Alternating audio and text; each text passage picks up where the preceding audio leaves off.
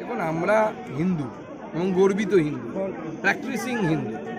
আমরা আমাদের ধর্ম সংস্কৃতি যখনই সুযোগ পাই, যেখানে সুযোগ পাই, আমরা সেটা পালন করার চেষ্টা করি। আমাদের তার জন্য লজ্জা নেই।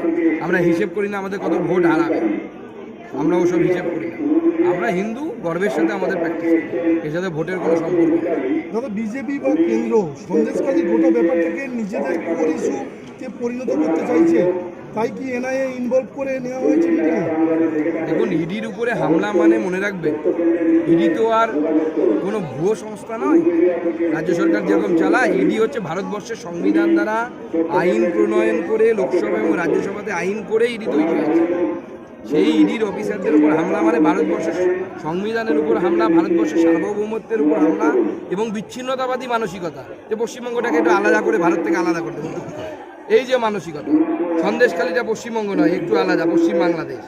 এই বিচ্ছিন্নতাবাদ মানসিকতা, এই বিচ্ছিন্নবাদ, এর বিরুদ্ধে বিজেপি লড়ছে, আগামী দিনেও লড়বে। 2016 প্রাথমিক প্যানেল প্রকাশ নিয়ে সিঙ্গেল বেঞ্চের প্যানেল হচ্ছে, প্যানেল বাতিল হচ্ছে, তাদের কিছু চোর ধরা পড়ছে, এই চলবে এখন বাংলায়।